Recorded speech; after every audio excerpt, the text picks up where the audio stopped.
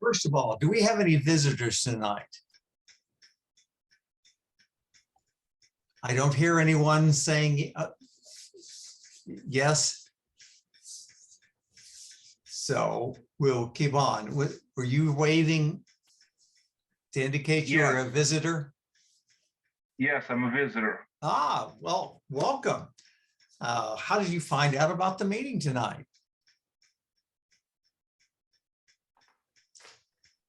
Your microphone's cutting out.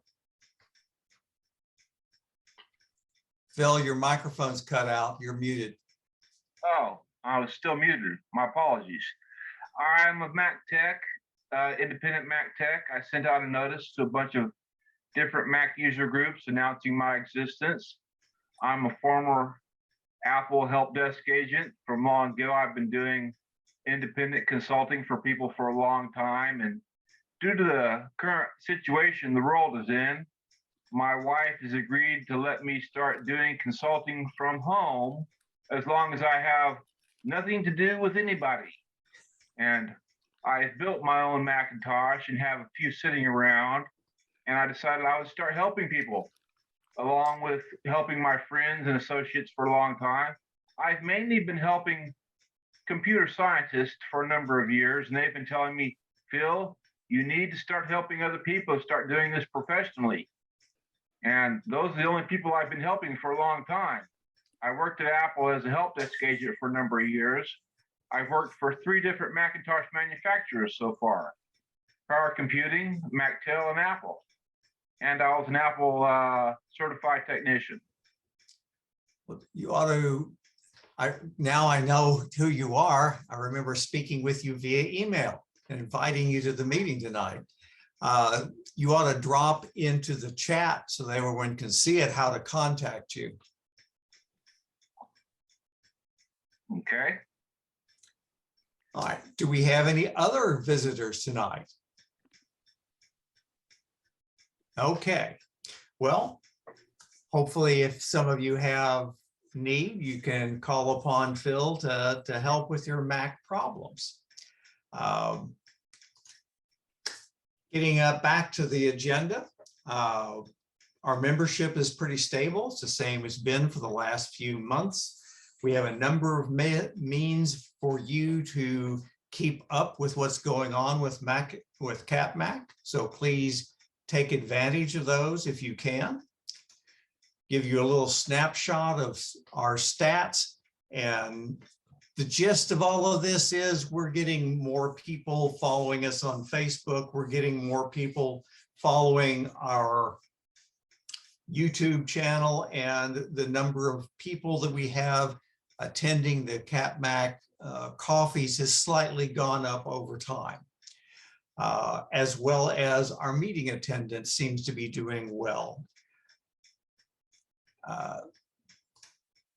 Tonight, we have some business announcements, general things. We have a tech tip from Jim Wynn on how to find and install an older version of macOS and install it on an older version of a Mac. And then our feature talk tonight is going to be Shortcuts to Swiss Army Knife of Automation by our own Nathan Lott.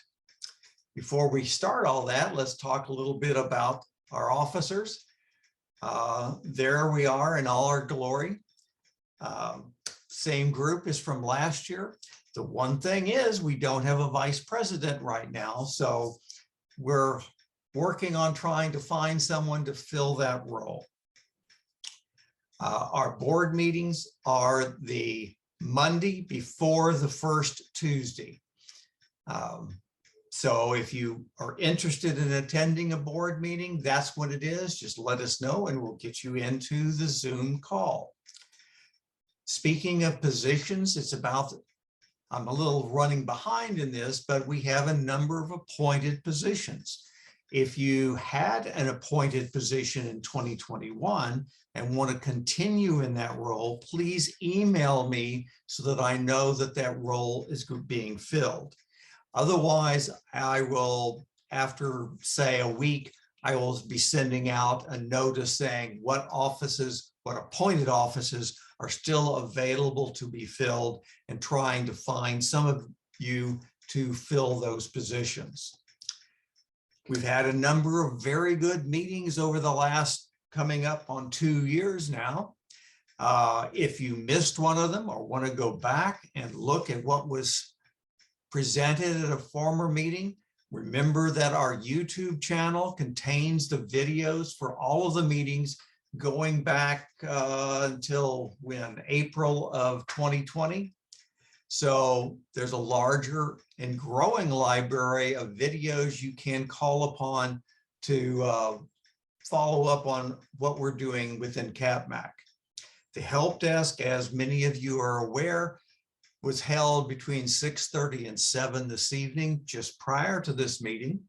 If outside of the time of the meeting you have a question and you wanted to go to the help desk group, either submit it to them via Slack, or if you email it to me at president@capmac.org, I will get it to them so that they can answer it, or at least try. Our next Coffee with CapMac is going to be on Thursday, the 24th of March. As always, it won't be recorded, and we just get on there and talk about whatever the heck we want to talk about. The biggest problem with that meeting is trying to finally get people off to go eat lunch instead of talk. So come and bring your questions, and whatever topic you want to bring up, and we will chat about it for a while. Oops, and lost my place. A couple of things that I wanted to share with you all. I went through and captured some information from in this case, all of them came from Tech Today, but this is a look at the active iPhone units over the past, almost a decade and a half. And you can see that the number of iPhones has drastically increased over that period of time. Apple Watch sales has gone well. They've been growing over time as well. And looking at the US smartphone market, Apple is the dominant participant in that arena. And if you look at the distribution amongst the various suppliers, Apple is the largest single supplier of iPhones, or of smartphones. Thought this was interesting, looking at the number of apps on the Apple App Store. Again, looking at just over a decade's worth of time, the number of apps has grown dramatically. There are a lot of people out there developing apps for the iPhone, iPad, and Mac. And lastly, looking at the browser market, mostly it's Google Chrome, but Safari has a significant part in that. And I would expect that is primarily due to the iPhone and the iPad. Now, one thing that we've had in the past, and some of you may remember a few years ago when we were still meeting at the Mexican restaurant, we had people from permanent.org come and speak to us, and they gave us an opportunity to join it.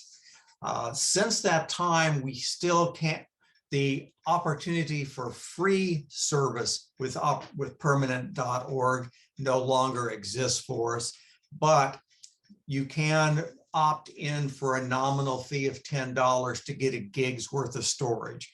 Now, I was hoping that Nancy would be able to talk about this tonight, but she contacted me by email just prior to the meeting and said she was ill tonight. So she provided the text that I have here on the slide to say what permanent is and so on and so forth. And just to let you know, permanent.org is an organization that says, put your content on our servers, it will be there forever. That's basically what they're saying. It is a way of creating an personal information or of business information. So if you want to take advantage of that, you can follow up with permanent.org, and if you have questions, we may be able to provide some answers. I've used it a very little bit, and I know Nancy has used it as predominantly amongst those that I know. So if it's something of interest, you might want to look into it after the meeting. John, may I interrupt briefly? My wife is waiting, Judy is waiting to get in and waiting for the host to let her in. Is she in now? Yes, I'm here. I'm Okay, here. Yeah, she is, yes. Thank you very much. Thanks. no problem. Okay, so that. Hey, John, this is Bill. Can I Yes, also Bill. jump in just a second? Sure. I wanted to make a comment about permanent. A good example of something that you might want to put on there other than, you know, your personal life stuff that you want to pass on to heirs or something like that.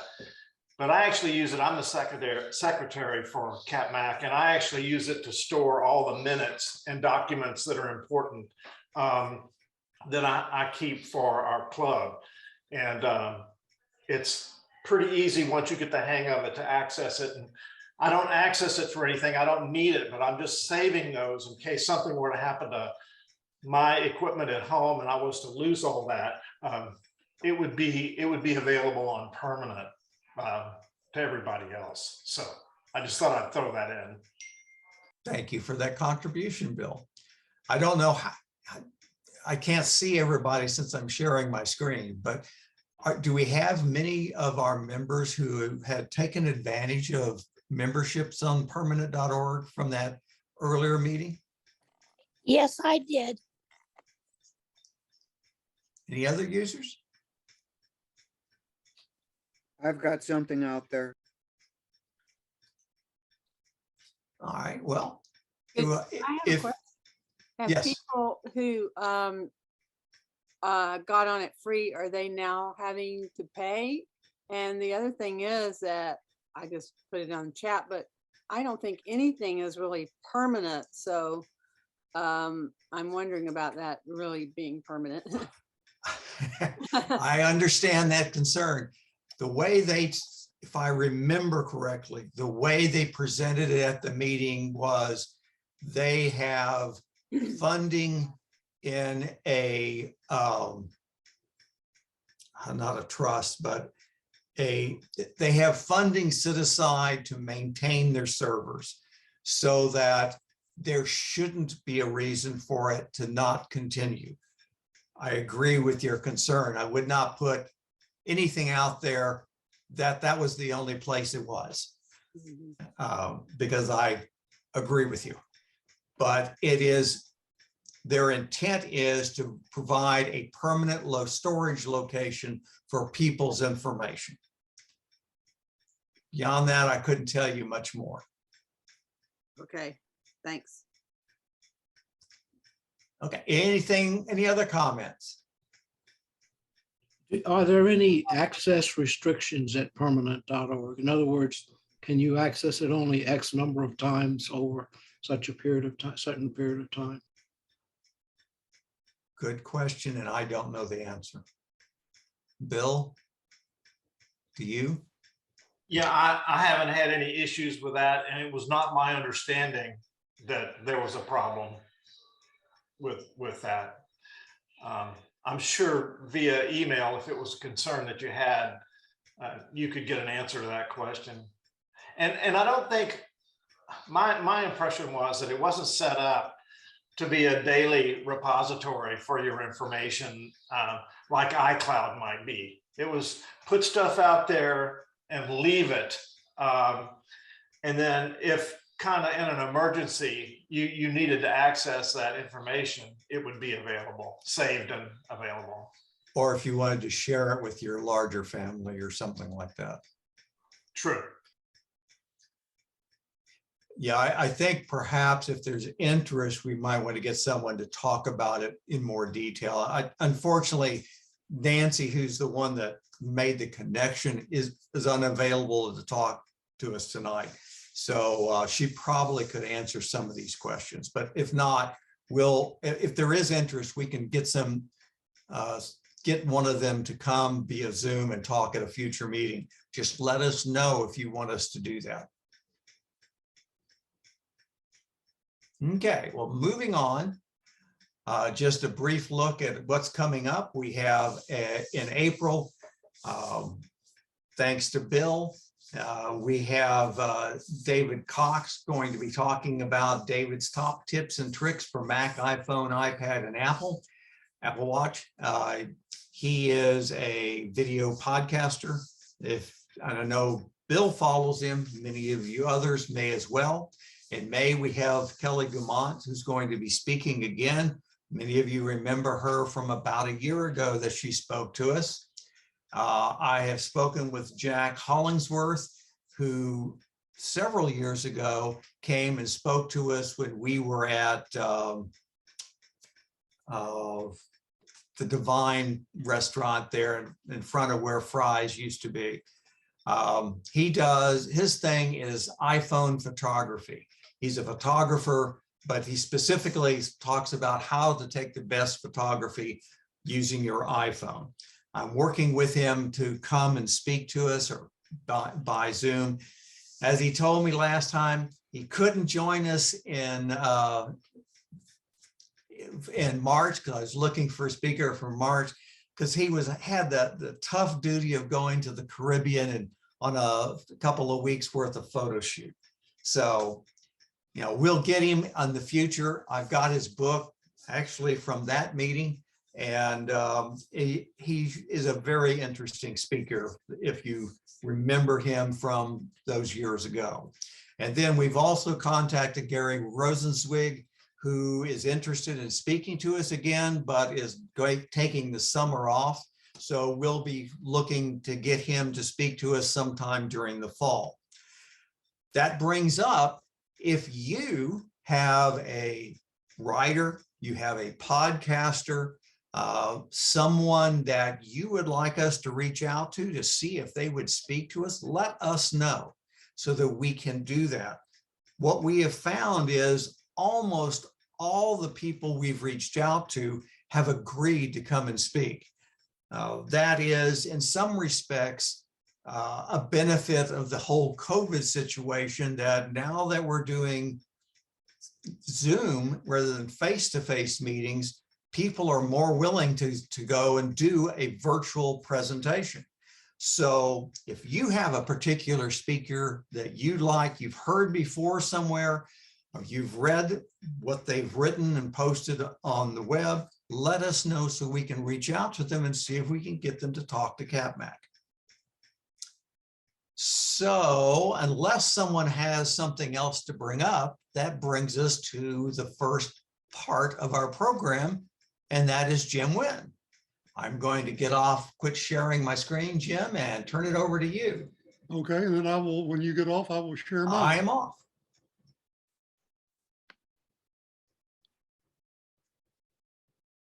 Let's see.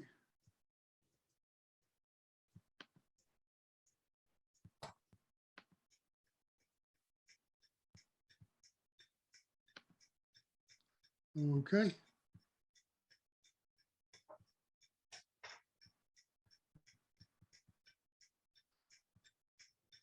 Well, let's see. Let me stop.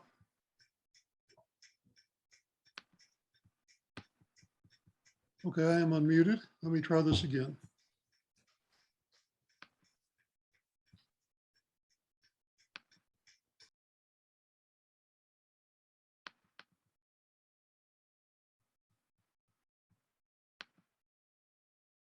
Okay, a few weeks ago, a former coworker approached me, texted me and asked me if I could reinstall a macOS on a older MacBook Pro that some friends had gotten for their teenage child. And I said, sure, I'll give it a shot.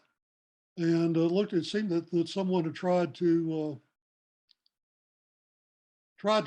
work on it and left it just on the recovery screen. And she couldn't really progress beyond that, so she brought it to me, and I had to figure out what to do. So I went to the Apple website and asked the question at the in the search box of how to reinstall an older version of macOS on an old computer, and it took me right to this page where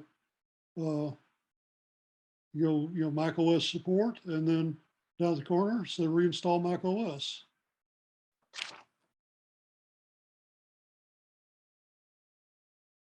And looked like that turned into a live link rather than the presentation. A blank white screen, Jim. Okay, let me get back to where I was. Sorry about that. Should have practiced this.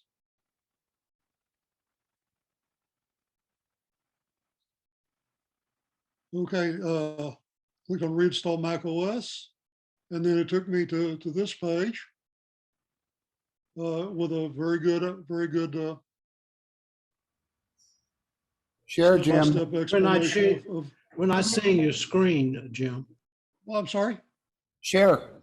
We're not seeing your screen. Okay, sorry about that.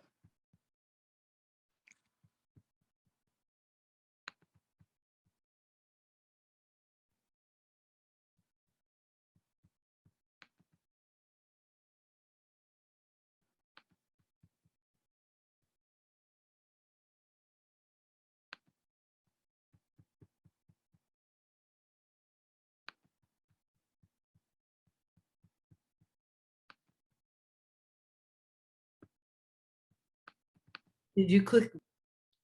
There we go. Got it now. Now you should be able to see.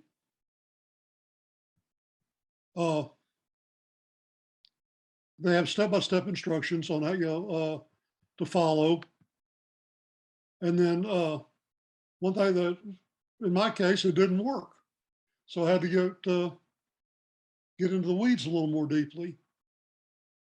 And what I had to do was create a bootable installer for High Sierra, which is as far as his machine would go.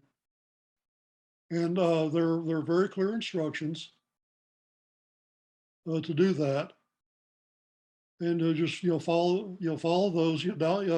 Gives you links to download the OS, and then to put it on the thumb drive or in my case a hard drive. Now it does require using terminal, which can be a bit intimidating, to some of us. But the older of us who have had experience with Apple II or with PC DOS or even Unix, it's we can do it. And again, on Apple's website, they give a very clear explanation of how to do it. And all you have to do is in the right-hand column over there is copy that string and then paste it in to the the cursor in terminal, and then hit return and let it do its thing. And the only thing that's really tricky is when you prepare the drive to hold the installer, if you just name it My Volume, then you don't have to make any changes in the string that you copy off of the page to put into terminal. And once it did that, I had taking just the normal 20 to 30 minutes it takes to install an OS. I had a brand new 12-year-old machine for the child.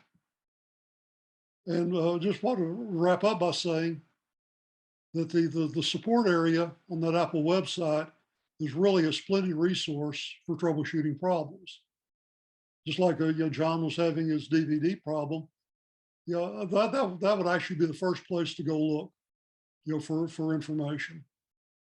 How to copy a DVD. It really works remarkably well. Anyway, that pretty much sums up what I wanted to talk about. Anybody have any questions? No, I have some comments if you'd like. I'm sorry, what's that? No, but I have some comments if you'd like. Okay, go ahead. Apple has made it very difficult to install older versions of the OS sometimes on older Right, machines. on newer machines, yes. So what you need to do when you're booted up from the installer USB is go into the terminal and change the date to one of the dates that is relevant to that particular OS in the terminal,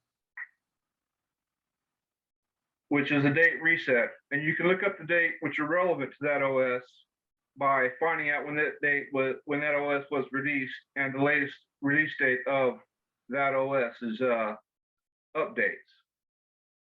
Which is all Actually, an excellent place to find that is a free application called Mac Tracker. And you can also find that on Wikipedia. I always use Wikipedia. I've all got that all documented on my website because I do this regularly. And if that doesn't work, if you need help getting the OSs, you can go to OpenCore, and they've got a line of code on there. There's OpenCore is a bootloader made for installing the OS on non-Apple hardware. But they've got a line of code on there which goes to a particular website that will enable you to download any version of the OS from High Sierra up to the current version of Monterey. If you're running a version of High Sierra up to Monterey, it'll work in the terminal and allows you to select any version from High Sierra to Monterey in the terminal, and it will download it straight to your machine. Well, that's You excellent. you paste that line of code into the terminal, and it will let you select any version, even the point updates and some of the beta versions. And you can download it entirely, and then you can burn that version to a USB drive. You just have to go to the OpenCore page and find that. And if anybody's interested, I can send that line of code to them. It'd probably be good to put that on the chat window. It'd be very useful to have. It's a good idea to add it there because that way we've got it for later. If anybody wants it. Let me find it.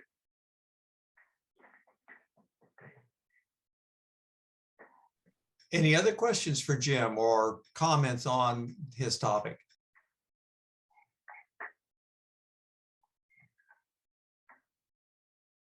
Okay, then Nathan, that looks like that brings you up talking about shortcuts.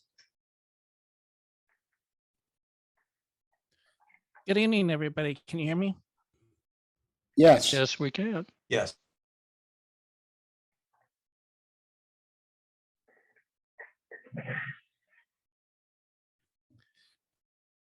So tonight I'm going to be talking about shortcuts.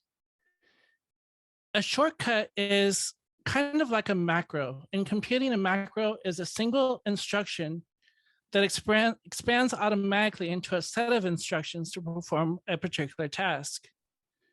It can be one or many actions strung together, and it's usually to either save time or to be more organized. Shortcuts is available on iPhone, the iPad, and now on the Mac in OS Monterey. It started as a program called Workflow. And in 2014, Workflow was developed by the University of Michigan MHAX group under a company called Disconnect. Then in 2015, it won the Apple Design Award for its use of VoiceOver for the accessibility. In March of 2017, Workflow was acquired by Apple. And then September 2018, Workflow became Shortcuts in iOS 12. And then by 2019, Shortcuts is now the default app in iOS 13. You don't have to download it from the App Store. And then by October of last year, it was added to the Mac in Monterey. And just to show you that I can be an early adopter of apps, I bought Workflow December 17, 2014. This is my iTunes receipt.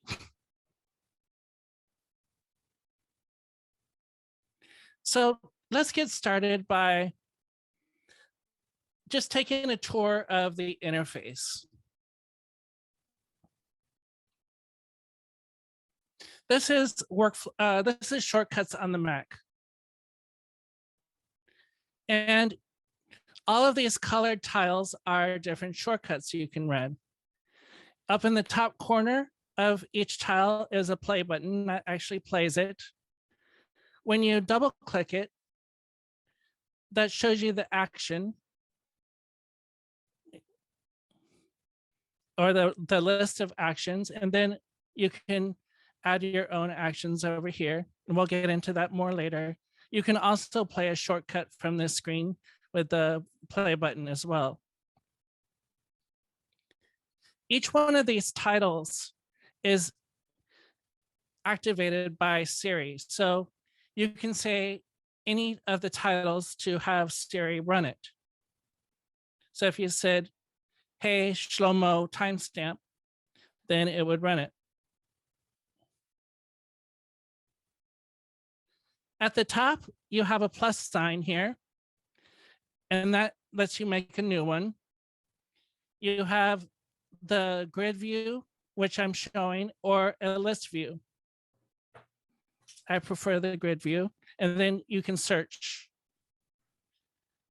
On the sidebar, you have the gallery, all of your shortcuts, quick actions, and these include services.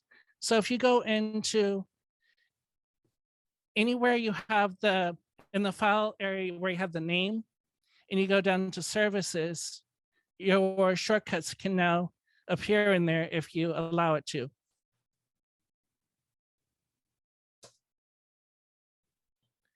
Then you have the menu bar. So up in the menu bar, you have shortcuts you can add to that as well. One of the new things they added in iOS 14 and now the Mac are folders. So now you can organize your shortcuts into different folders. And that's something that I need to work on. But if you right click on the Mac, then you can add a new folder. And if you want to add something to a folder, you just drag it in there. You get. Let's move over into just showing what it looks like on the iPad.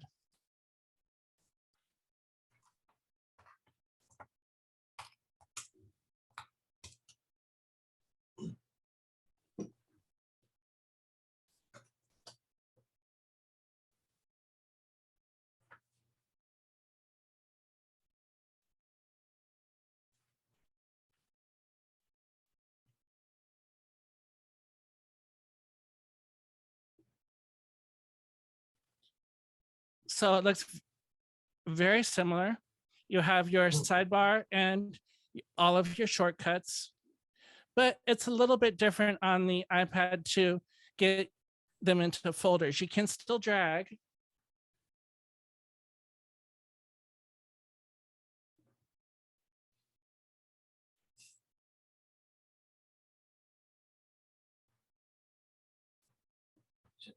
But it takes more work. Well, that's not the easiest way to do it. The easiest way to move into folders on the iPad is to do the select button.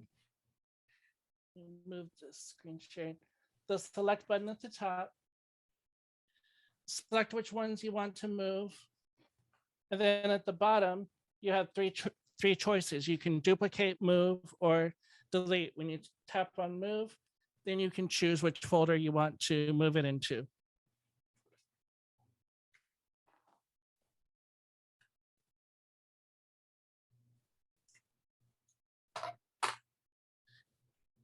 To play a shortcut on the iPad, you just tap it right in the middle where any of the color is. To see the actions, you have to tap on the 3 dots.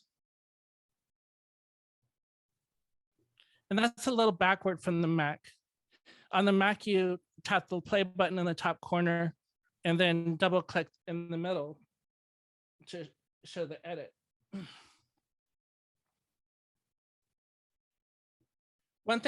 Two things that are added in the iOS that are not in the Mac is automation, and we'll get into that later. And you also have shortcuts on the Apple Watch.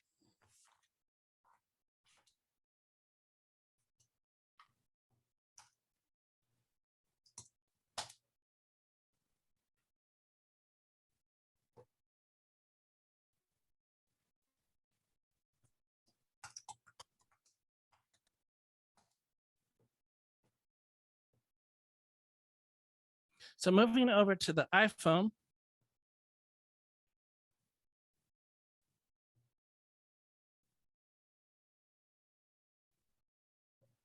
oh, and shortcuts is this icon with the red to blue gradient with the blue background. It looks like an S. Again, you have all of your shortcuts. If you tap on the back arrow, you can see all of your folders. Again, one of the new features in iOS 15 is you can drag, but again, like the iPad, it's a little bit tougher.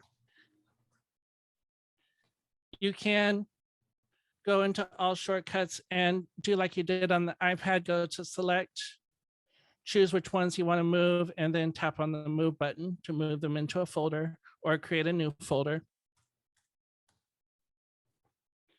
And then you have your plus button to create a new one.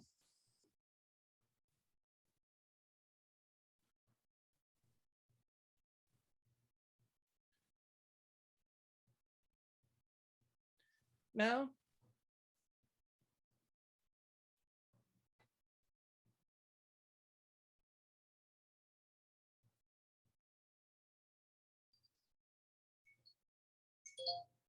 let me change.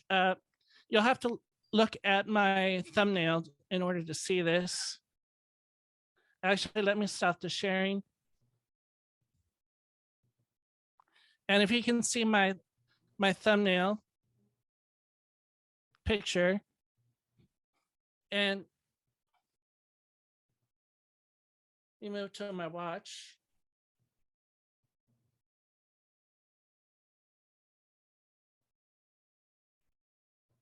And this is what shortcuts looks like on the watch.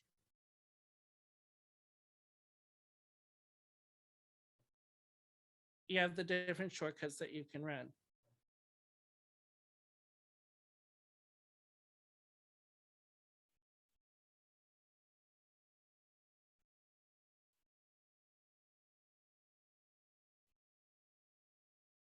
All right, so let's go back to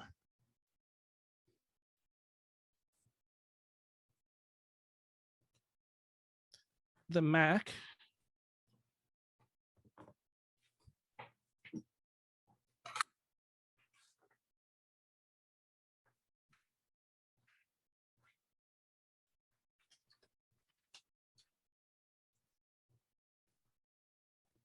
And let's do our first steps.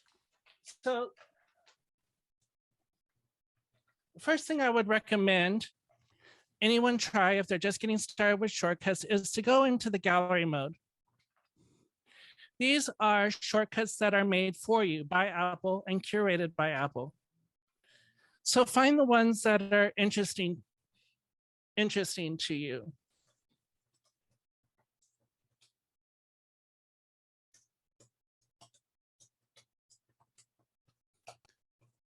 And we're going to go ahead and add one. I'm going to add how many days until. You tap on the little plus sign in the corner, and I'm going to say my birthday, June 8th, 2022, and name it my birthday. So when I go into add shortcuts, I double tap it, and this is how it's made. You have your text and your specified date. Then it gets the time between the current date and the date that you entered in as your specified date. And then it shows the text. So let's run it. My birthday is in 3 months, 1 day, 16 hours, and 13 minutes. And it shows you a little preview at the bottom. Now, what if we wanted to tweak this a little bit? What if we wanted to have something that's just, it could be any day. So let's ask for input. We're going to ask a question. And the prompt is going to be, what day?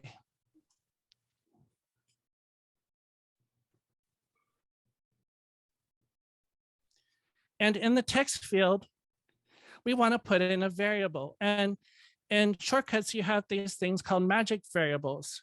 Think of variables like a box or a container. And you can put stuff in that box and take them out and put them somewhere else. So we're going to insert the magic variable for this provided input. All we do is just click it. And so now whatever we type in for this ask is going to be provided in our text. And then we're going to get rid of this date. And we're going to ask each time. And we want it to be a date. So now let's try it. What day? Let's say I'm a teacher, so spring break.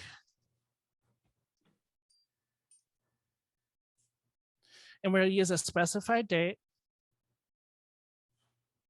And it starts for me on the 14th.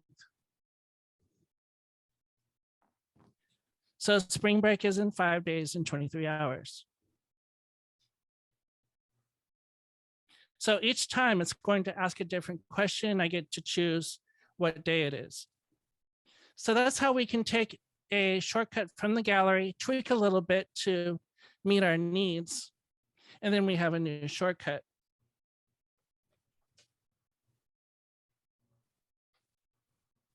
Another one that I really like, and I've used ever since the beginning with workflow from the gallery, is a tip calculator. This is a little bit more complex. It has 17 actions. And we don't really need to go into how everything works on it. But if you play it, so you can say, what's the bill? Let's say it's $25.68. And I usually tip 20%. So your tip is $5.14.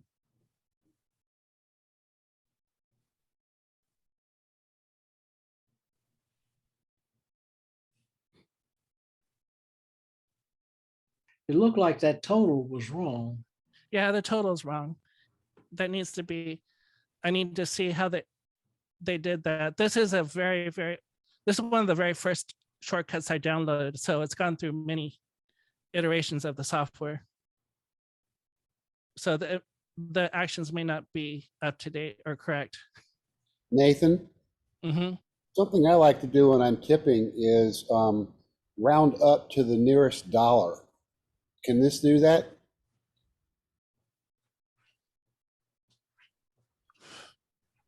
So where like your tip would be at least 20% plus whatever it takes to get to $23. The other thing to do is leave cash when you tip. If you leave cash, then the credit card company doesn't take part of it.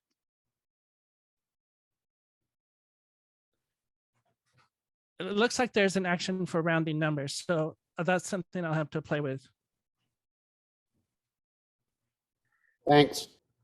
He's surprised if it made provisions for sneaky Americans.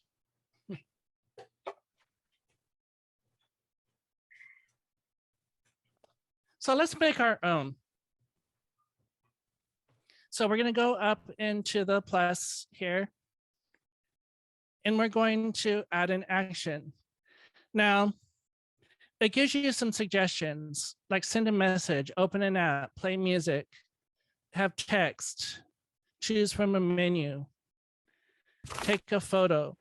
And those are just suggestions, but there's a ton of actions, and a lot of the apps that you download will have shortcuts actions built into them as well. Well, what we're going to do is we're going to ask for text again, ask for input. Oops, if I can spell.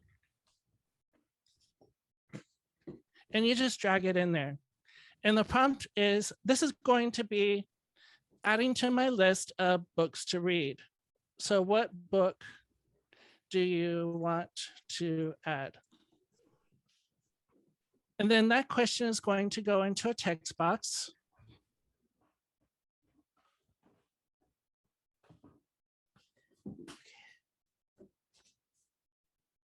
And again, we have to make that into a variable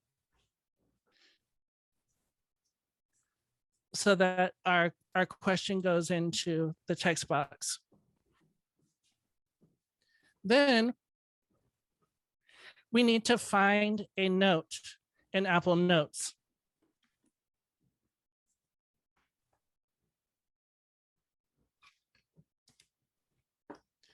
And we're going to go to the filters, and I have it called, if I go into Apple Notes, I have a note called Books to Read. And if it's in the top line of a note, that becomes its name. It's highlighted and it's a heading.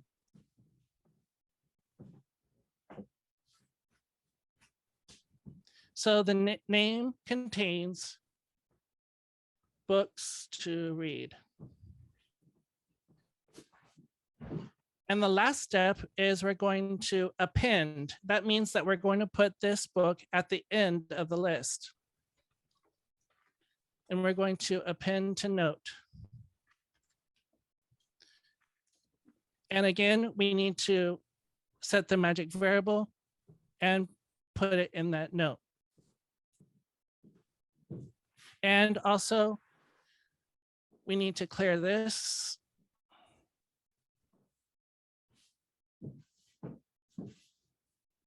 And put in our text. All right, so now let's try it. We'll run it. And I'm going to say Hearts in Atlantis by Stephen King. So done. And I go into my note. And there it is.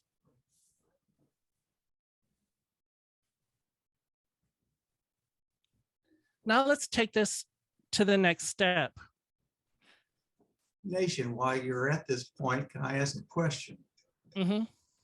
I've tried doing something similar to this on my iPhone to automate posting a note or making an addition to a notes page, but it won't automatically do it unless I have notes. Oh, I have the phone unlocked. Is there a way around that? The phone has to be unlocked for it to work. Correct.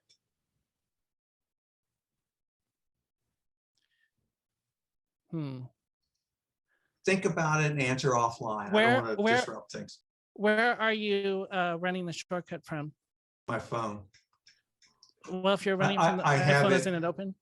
I have it location-based activation. So when I arrive at home or something like that, I want it to do something, but it won't complete the action because the phone isn't unlocked.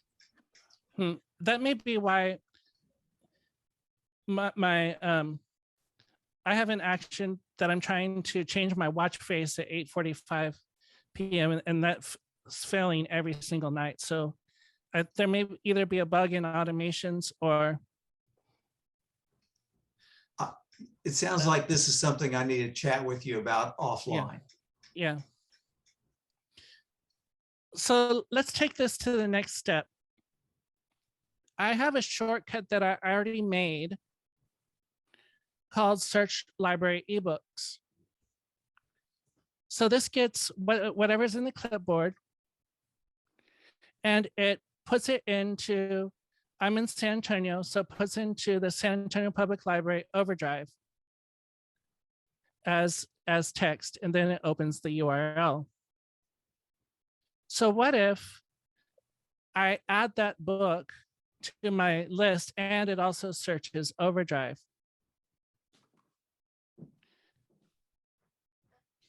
So I'm going to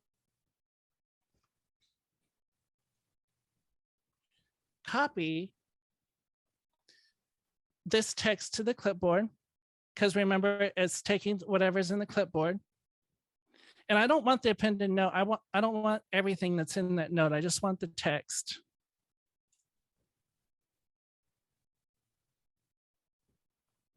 So back up here to the text.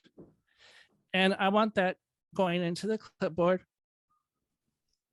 And now you can run a shortcut from another shortcut. It's kind of like nested shortcuts.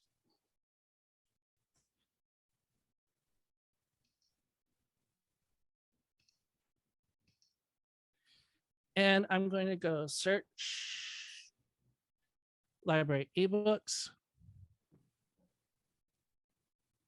So now let's try Walden, a Henry David Thoreau. Click done. Allow it to run another shortcut, allow. Opens up Safari. And it's found Walden.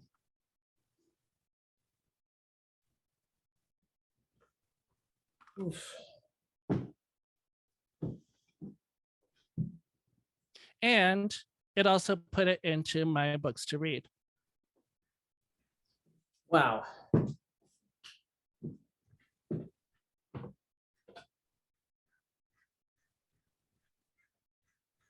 And we'll call this, if you want to title it, you go to the top and we're going to call it books to read.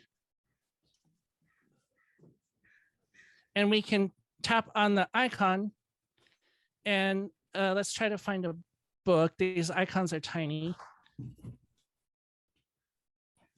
There's a book and we'll change the color. Let's do blue. So now I have the little book icon and books to read. And I can drag this into my notes folder. So now I have books to read and movies to see that are both going into notes. So that's an example of how you can make a shortcut. You know what? It just seemed like it would be easier just to go into your notes and go to your heading and where you have like books to read than to go to all this trouble to create a shortcut. Well, sorry. You just have to create it once, and then every time you add to it, it does it. So, but you're adding to it in your notes. So every time I run it afterwards, it will automatically add it to my notes and search Overdrive. I don't have to do any of this again. Oh. I mean, you bring up a good point. Shortcuts are good for things that you do repeatedly. If it's a one-time thing, it's not helping you any. Because as you say, it'll take you more time to develop it than it'll save you. But if you're doing something that may be 10 or 15 seconds, but you do it 20 times a week, every week of the year, it's worth the investment in creating the automation. And then on your laptop or on your Macintosh, you could drag it to the dock and have it right there, right in front of you, instantly available. Yeah, so now you can, if you go into the little, what do you call this? Gears setting or settings, you can set it now as a quick action. So if I go in any app, I go into services, it will be in there. Or, oops, if I go into my menu bar, it will be up here in the Mac. On the iPhone and iPad, you can have it in the share screen, and you can have it on your home screen as a button.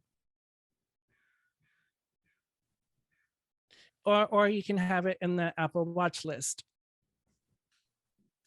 Today.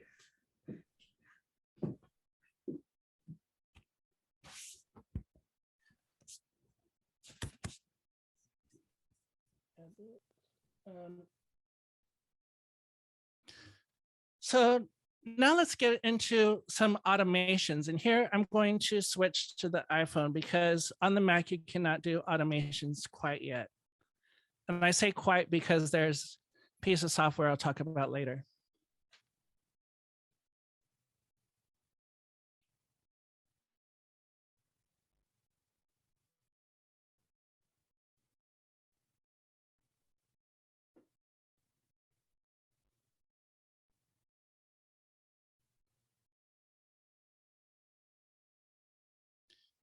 So now you see at the bottom, my shortcuts. These are all of your shortcuts, automations, and gallery. Let's go into the automation area. And we'll tap on the plus at the top. And you can create HomeKit automations, or you can create personal automations. So what we're mostly going to talk about today is personal. So you can have things happen at a particular time of day, or when your alarm goes off. So I have a Wemo smart plug, and when I stop my alarm in the morning, my lamp automatically turns on.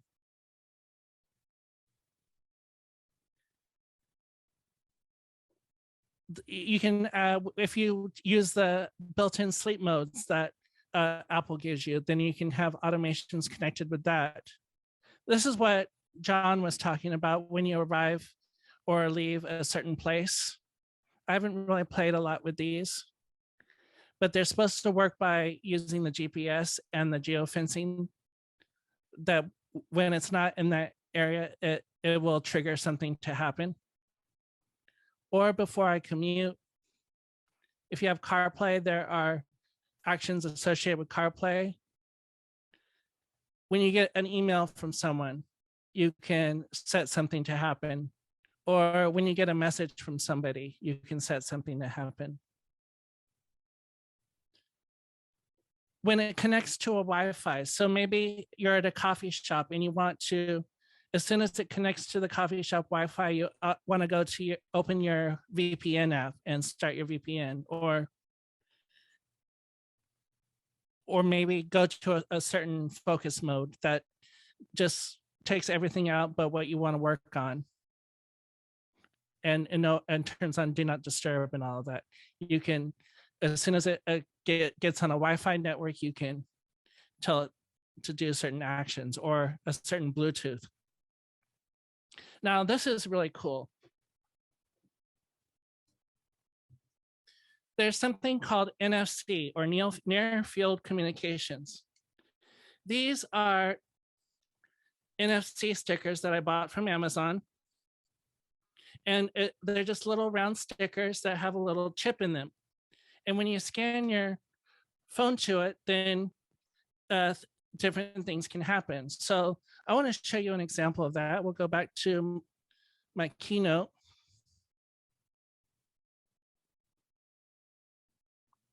And this is the NFC sticker in my car.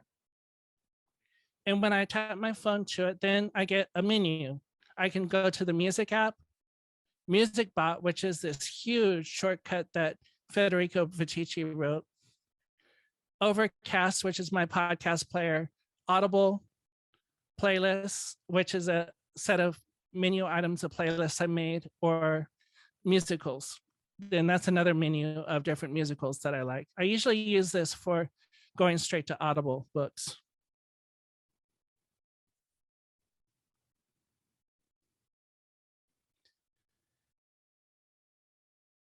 And here's another one. This is how you can scan your device to a Bluetooth sticker. So you go down to NFC and hit the scan button. And when you hold your device near to it, then you get a little check mark and you can name it.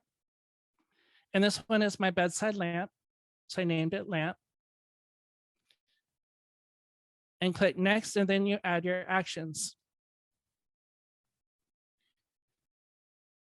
So in HomeKit, I have this Wemo smart plug, and it's under the headline San Antonio. So I can choose the Wemo Wi-Fi smart plug. It says garage because I had it connected with my Christmas lights at Christmas, but I moved it into my bedroom. And then I tap it to the corner of my table and the lamp turns on. Tap it again and it turns off.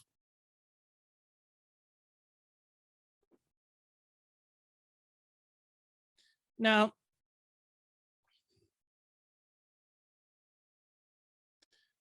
the way I had to do this was a little bit tricky.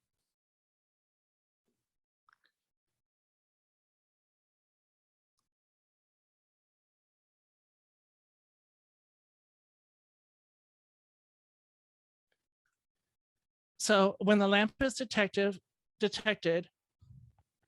if you just do it once, it will just turn it on. It won't turn it off. It's not a toggle.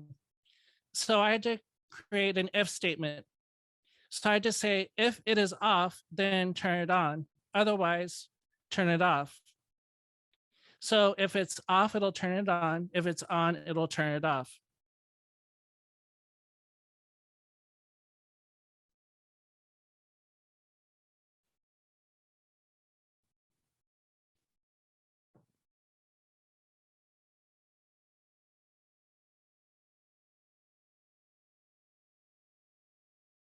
All right, let's go back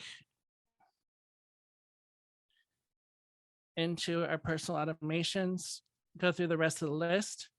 So when an app is opened or closed, you can do something. So like when you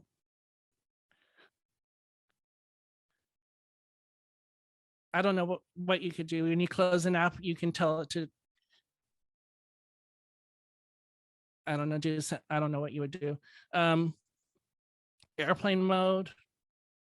Here's an example, battery level. If it goes below 50%, you can plug it in and then set a timer for an hour. Maybe by that hour, it'll be charged enough. Or when it connects to the charger, you can set it to do something, or do not disturb. Hey, Nathan. Yes. I have a shortcut for when my battery level falls below 50%.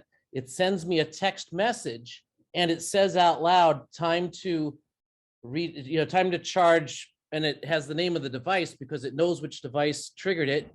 And it sends a text message to me in case I'm not next to that device. So I get it on my other devices.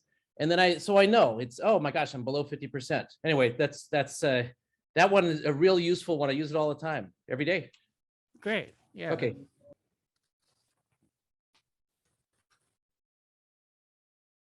So I mentioned that there really isn't a way to do a built-in way to do automations on the Mac. Well, there is now. There is an app that you can get in the Mac App Store called Shortery, SHORTERY. And that it's only $2.99. And that will create automations on the Mac. And I have one for Wordle that opens Wordle every day at 4 p.m.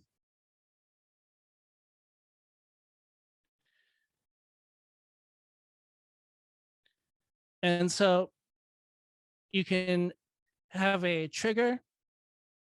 So in this case, it's by time, and have it 4 p.m. daily.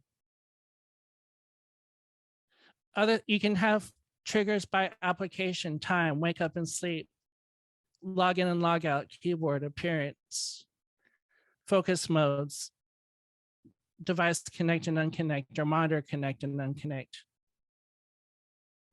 And so this is a way, until Apple gets to it, to have automations on the Mac.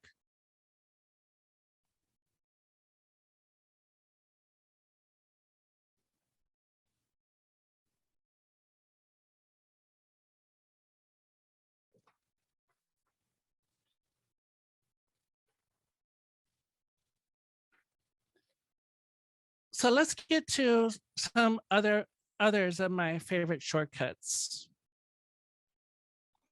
I'm a substitute teacher, and this doesn't, I wouldn't say this saves any time, but it makes it more organized. So when I get calls, I need to know who I'm subbing for, what the date is, whether it's going to be a full day job, just a morning job, or just an afternoon job, what school,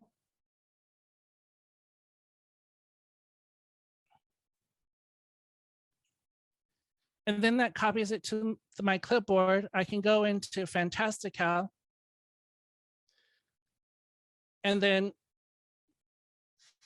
put it right into my calendar.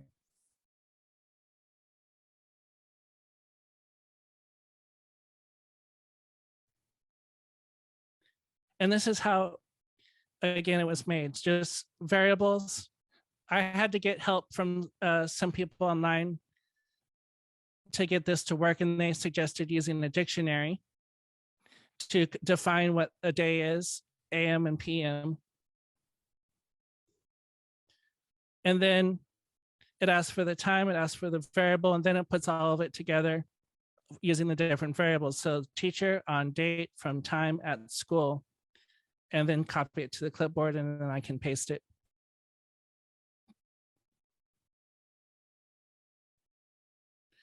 Another great one is when I was in the Mac Apple users group here in San Antonio, that sadly folded, but the way I sent emails was with this shortcut. And this is kind of like a mail merge. So I'd say our meeting is in March, and let's say it's on the 12th, and the topic is shortcuts. So then it opens up mail, it has the email all typed out, and everybody in the BCC list.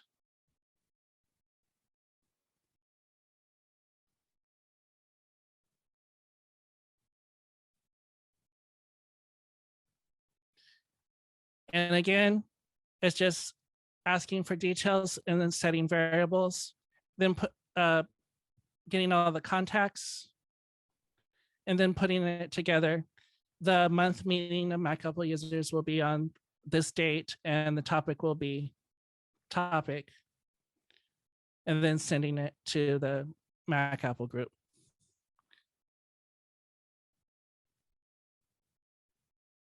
That's kind of a mail merge one.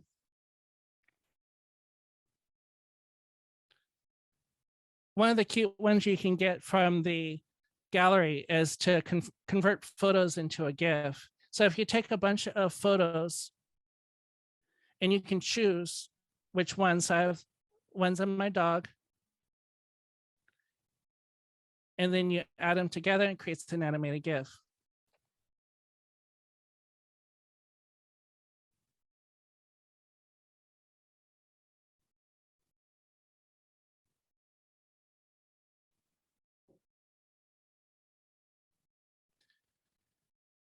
A great one for when I'm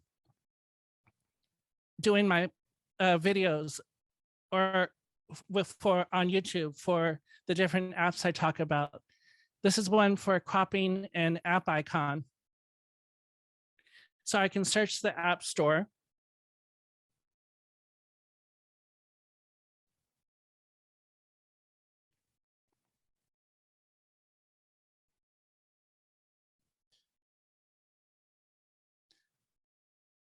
Just find any app.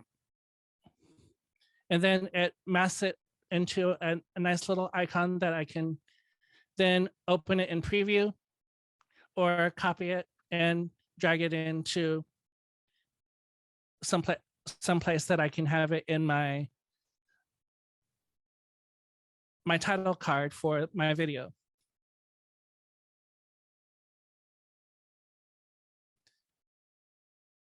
To close out, I just wanted to leave you with some great resources. David Sparks, I watched all of his shortcuts field guide. He does a great job with Rosemary Orchard. They have a podcast together called The Automators, and they talk about all sorts of automation techniques and resources. He has a great tutorial on shortcuts, and he does the Mac Power Users podcast, and he is at macsparky.com. Rosemary Orchard wrote the book, Take Control of Shortcuts, which is part of the Take Control series. She is also on iOS Today, where she does a shortcuts corner. This is on the Twit network. And people write in with their shortcuts questions, and she answers them on that podcast. Federico Vitici is an amazing guru when it comes to shortcuts. He has written the most complex, almost app level shortcuts. And he is at macstories.net. Matthew Casanelli was on the workflow team until Apple acquired them, and then he left. But he is still obsessed with shortcuts, does a shortcuts newsletter, and has his own set of shortcuts that he shares with everybody. And he has like a Discord, and he just appears on different YouTube videos. And finally, there's the shortcuts subreddit, reddit.com/r/shortcuts. And that also is a great forum for learning about shortcuts or getting answers to your questions. So I'll go ahead and stop the share. And if anyone wants to share their own or if they have questions, let me know.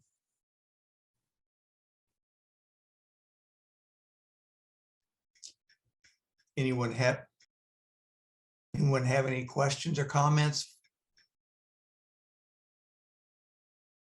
Can you share that one that grabs the icon out of the App Store? Can you share that with us? Sure.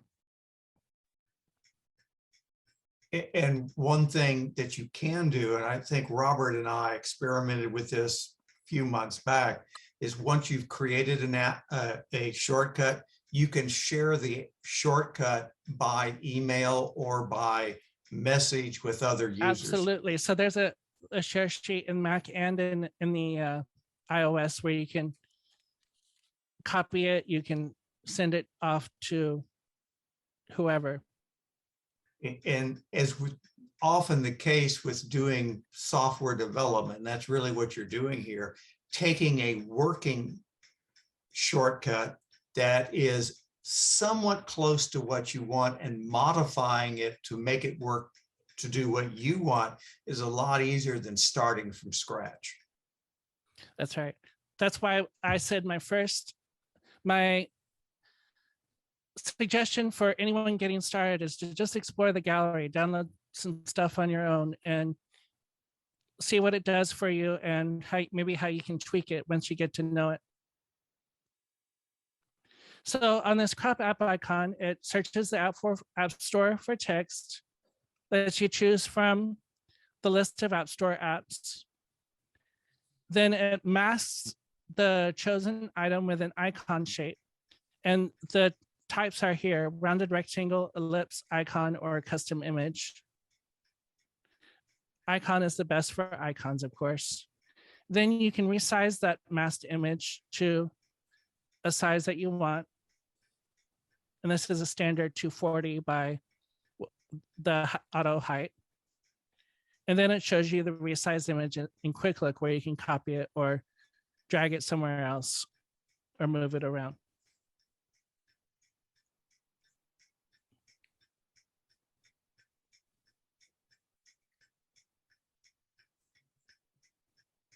The chosen item that you have there, that would be, what is, does that come Chosen from the item show is more? taken from what you chose from the App Store, the list of App Store apps. Is it So the that's app your magic itself or is variable the show for more? what you chose from the App Store apps. So that takes it from this. See, the first step is it asks me to type out an app name. Then it takes that search and it searches the App Store and gives me a list of App Store apps that might match that search term. And so I chose an app, and it takes that chosen item that I chose from this step, and then it masks it with an icon shape and resizes it, and then shows it to me. If you look at what Nathan is showing, you can barely see a little gray bar connecting each of the major steps. What that's indicating is the top step is doing something and the results is feeding into the one below it. That's doing something and it's feeding into the one below it, and so forth. But it knows to give you the icon from the show more. Is that correct? From the show more on that choose from line. How does it know Yes. that you want the icon?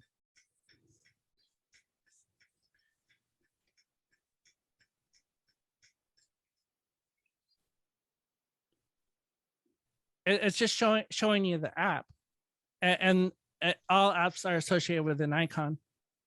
And so it's taking that app, the picture of that app, and masking it into an icon shape to give to you.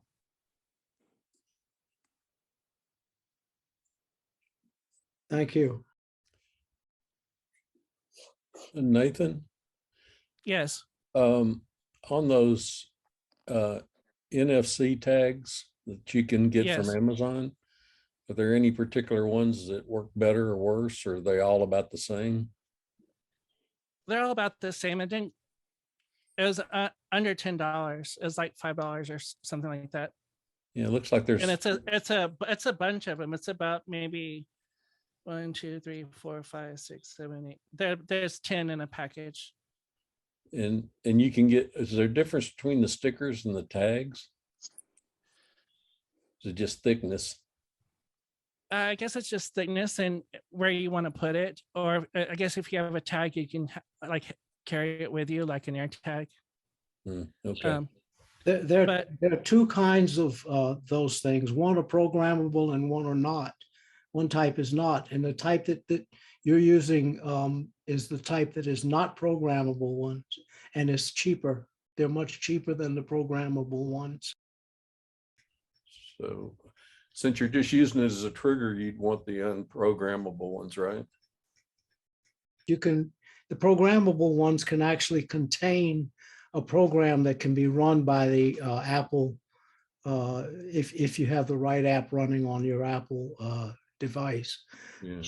But the non-programmable ones trigger an app to run on the device. Yeah. Just probably what I'd want anyway.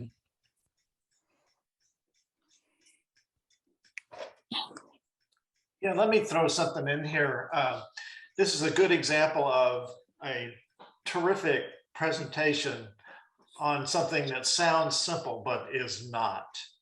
And I just like to remind everybody that probably in a couple of weeks or sooner, Robert will have this posted online where you'll be able to go through this at your own pace. And Nathan went pretty fast because he had a lot of information to cover, but we've had this before where somebody presents a great talk on something that ends up being a little bit complicated and it's too hard to follow at the time. So just remember that this will be posted online and you'll have access to it later. And I want to do this myself on my own channel. And Good I'll follow-up, Bill. also say that I'm recording this on speaker view, so it's a full screen of what he's showing you and talking about, as opposed to just the little individual screens that some people maybe have on there if you have the gallery view going and have a hard time seeing it. And So- what's funny, at vimeo.com/CapMac, there's a video I did on workflow in 2018. Yeah. Can somebody explain what these NFC tags are? So there's stickers. Inside of this sticker is a little chip, a tiny little chip. And when Apple Pay came out, the iPhones have a NFC reader or near field communication reader in the top part of the iPhone, kind of where the camera is. So when you tap that to the chip, then it spurs an action. How close does the phone have to be to the chip? It has to be almost right on top of it. It's pretty close. And part of the thing is that the NFC chip is actually powered by the radio signal within the device that's scanning it. So there's no power associated with the sticker. It's your phone that's actually sending out a radio signal that's being used to power the NFC chip to send the data back to the phone. Just a good example of what happened during the last CapMac coffee with CapMac, that we were talking about getting an Apple credit card for Apple Pay. And so I ordered it while we were talking and I got it. And to turn it on, you have to leave the card in the cardboard container it comes and move the phone over it. Just pulling the credit card out and waving your phone around didn't do it. You had to leave it where it was. And so, of course, I tore the box apart. And there's after I got it working, there's like an antenna in there, and it picks up the energy from the phone, and it says, oh, the credit card going to that person has arrived. The phone acknowledged it, and it worked perfectly. And I think that's what another use of the near field connection there. Right, that sounds like a programmable one, or that has been programmed. Yeah. So if I think each sticker is unique. Well, if you remember the slide that I showed, that you have to scan it. So once you scan the phone to the sticker, then that sticker is unique to that area, or to whatever you name it as. Each tag has a unique ID, and you associate that ID with an action on your phone. So if I wanted to turn on all the lights in my house when I walked in the front door, I could put one of these things near the front door, but I would have to wave the phone near it as I came in the door. And you'd have to write the shortcut to do that action. And wouldn't you have to have every single light in your house connected to one of those house Yes. programmable things? Sorry, that was my assumption. was I was going to have them on smart Wi-Fi. Any other questions for Nathan?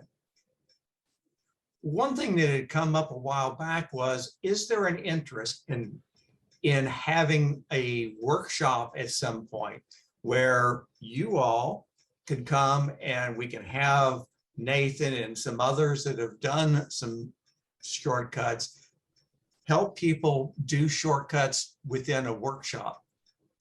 If that is of interest to you, send me email so that we can plan accordingly.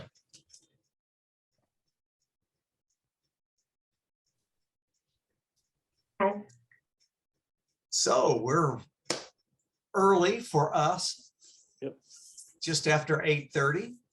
Does anyone have anything else they want to share or questions they want to ask before we wrap things up tonight? I'm available. Well, again, if you have a suggestion for a program, please let us know so that we can try to get that program scheduled.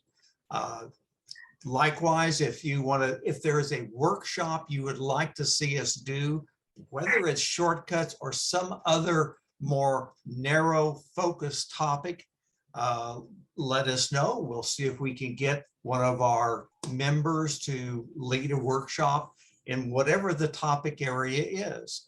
I have a question. Yes. I have problems with my Apple TV buffering. I do not have any problems with Netflix that also runs from that Apple TV. Does anybody have any suggestions? Is this a sudden link problem? Could be. Has it always been this way? It's always been this way, ever since I moved in here. Suddenlink is the worst provider I've ever had. Are you connected wirelessly or with an Ethernet cable? I'm connected with an HDMI TV. Uh-oh. No. And Oh, see, I'm detecting bandwidth issues. Is your Apple TV connected via a Cat5 or Cat6 cable to your router, or do you use Wi-Fi? It's connected. I use Wi-Fi. Hmm. My Well, router's if- in another room. I can't connect it. Okay. The fact that as you're talking to us right now, your audio is cutting out, that to me indicates, and also you're freezing up slightly, that indicates to me that there's a bandwidth issue related to your wireless connection. Either it's hard to say what it is, but Well, why don't I have this problem with Netflix?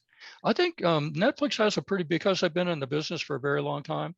They have a very well developed bandwidth throttling mechanism where they de-res the image to fit the capabilities. In other words, they look at the dropouts and they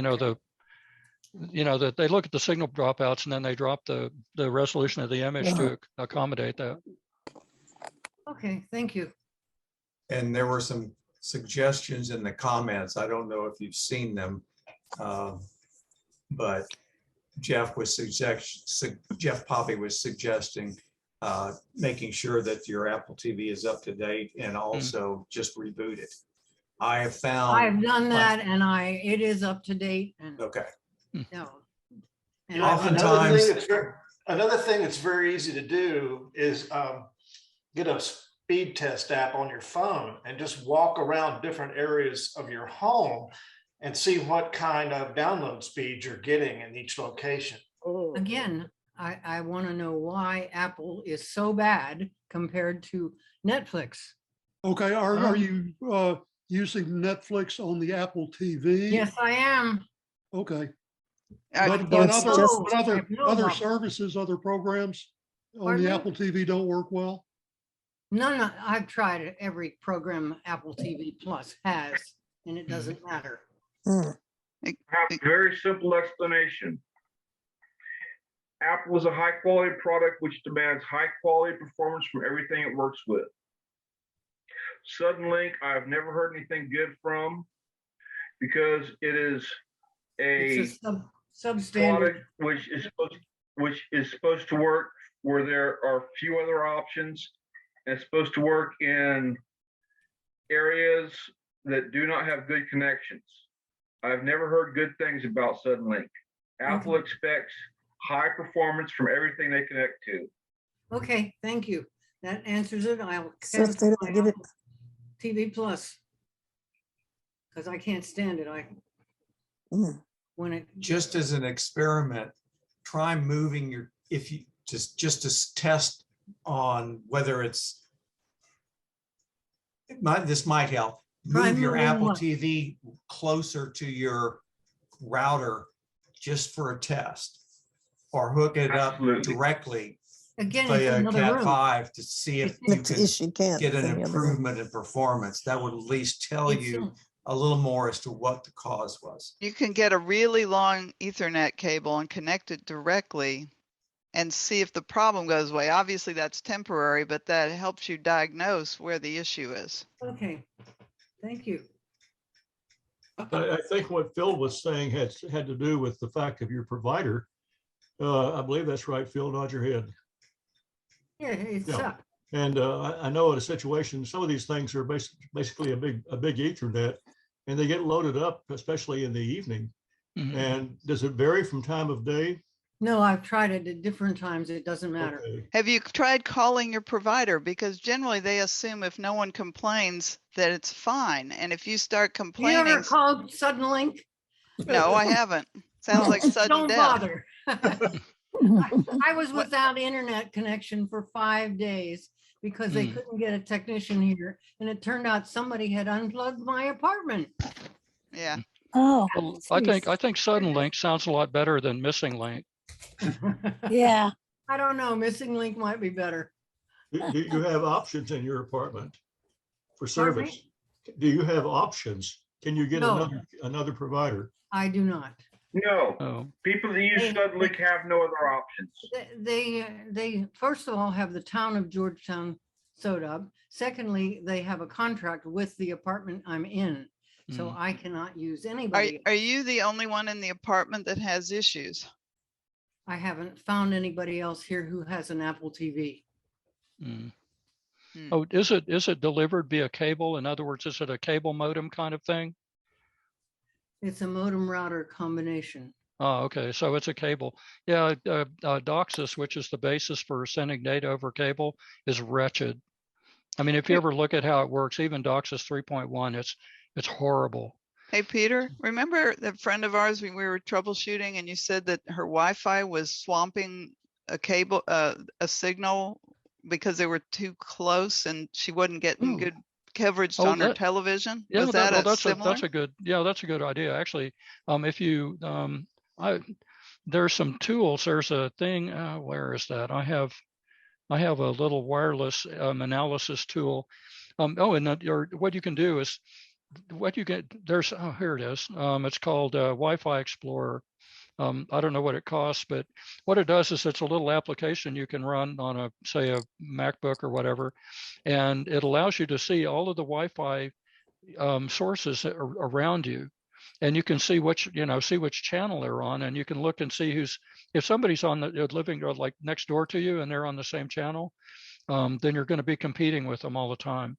And the idea is yeah, good idea. I hadn't. Peter, can you put that in the chat so she can see how it's spelled? Yeah, let's see here. You just have to go into your router.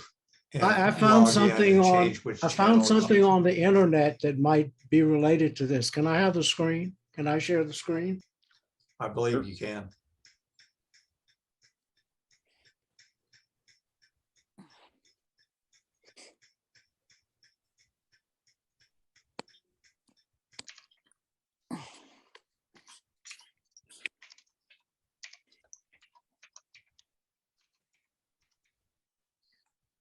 Oh, there's a place where you could do that. Oh.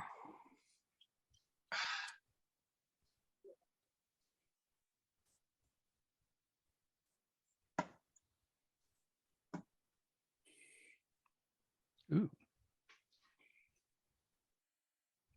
Okay, I'll look for the Apple TV user guide. Can you hear me? I'm not sure if you're hearing me. Yes, I can hear you, but I can't. Okay, this is the Apple TV user guide at apple.com, and it shows right here in this section, right here, where you can adjust the video settings. Yep. That might have something to do with it. So you can adjust the format, which means the resolution, frame rate, and dynamic range settings. One of the things you might want to do is turn on dynamic range matching, which I believe will adjust the rate of, or the resolution or something based on the bandwidth that it can get. Okay. Can you share the URL for that in the chat? Yes, it's apple.com support.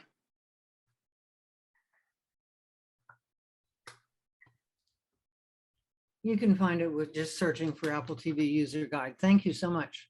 Oh, yeah, could I, if I could share the screen for a second, I looked in the App Store. I looked up Wi-Fi Explorer, and it turns out there's a Lite product that's available for $2 in the App Store. Now this is I'm running on a Mac Mini, but it'll obviously work on a, like a MacBook or MacBook Pro or whatever, whatever kind of computing platform you have. And it gets 4.5 stars. What's it called? And Wi-Fi Explorer Lite. Let's see. Let me see if I can. Let's see. How do you share on this thing? Hold on a sec. The share screen at the bottom of your screen. Yeah, that's what I'm looking for here. No. Let's see. It's in the more part. Hold on. Green button. Right at the bottom. Got it. Yeah, thank you. Green in is, the middle. thank you. I was looking all over in the menus. Let's see. So what I want is this. Let's see. Okay, share. I don't know if y'all can see that. Yep. Anyway, this is the Lite product. I think the one I got is more expensive. I think it was like $39 or $49, something like that. But I go out and tinker around with Wi-Fi stuff periodically, and so I find the more kind of powerful. I don't know if I get the full benefit of the more expensive product, but it's well supported, and it's a good product, and it's really handy for troubleshooting things like this. Peter, can you make that window full screen? Stand by. Let's see. You have to make it on yours. Oh, hold on. Yeah. Let me see if I can drag it. Come on. I am full screen. Wait, hold on. Like this? Did it get bigger? Just push the green button in the upper left. Oh, stand by. Like that? Yep. Yep.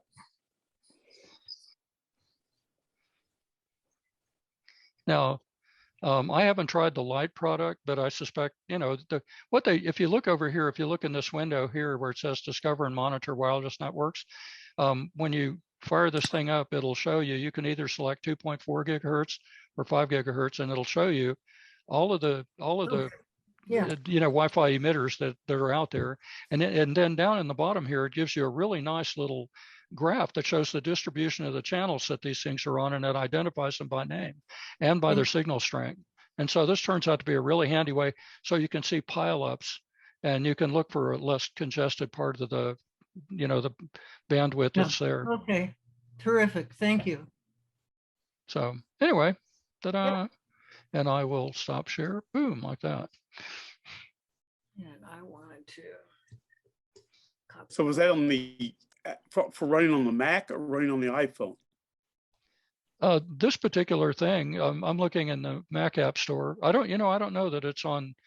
I don't know. Yeah, they may have one for the phone, but or for the iPad. But I've always run it on a Mac platform. So. Yeah.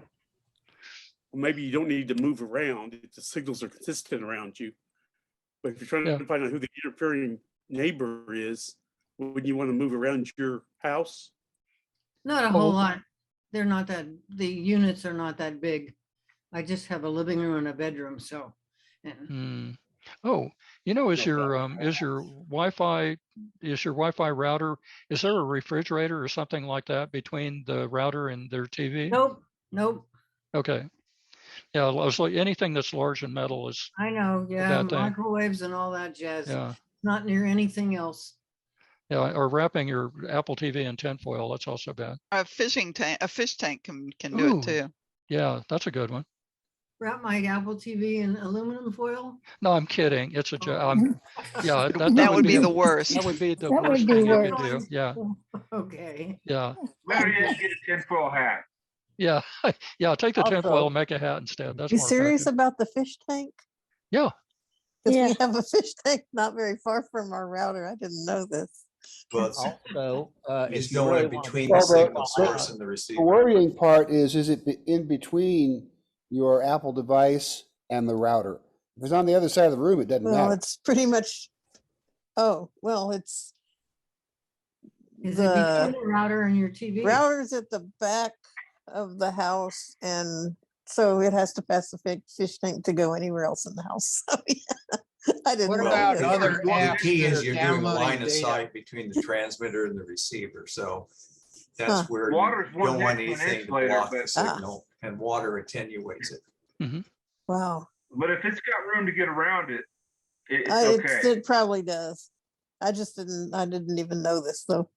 But besides that, I have a mesh system now, If so it's it right doesn't next really to matter. it, if it's right next to it on the other side of it, it's one thing. But if it's far away, it's okay. Maybe a few feet, a couple feet. Maybe she's overloading the Wi-Fi network with apps downloading stuff she's not aware of. Oh, that's always fun. Well, some apps just update themselves, like browsers. Browsers. And I don't mean an update to the app. I mean the Windows that's open is sending you data to update whatever's in that window. Like in Chrome, there's a setting where you can go to turn that automatic update to closed windows, or you turn it off. Right, Chrome. Okay. Thank Well, you. we've had another interesting discussion here at the end of the meeting. Yes. Yeah. Always good to have questions come up that causes a lot of comments and discussion and Yep. thought to go into solutions. Thank you, John. Yeah, that's great. Anything else that anyone wants to bring up before we call it into tonight's meeting? Well, thank you all for joining us tonight. For those who can, join us for the Coffee with CapMac on Thursday, the 24th at 11:30. Otherwise, we'll see you all the second Tuesday of April. You all have a good night. Thanks a lot.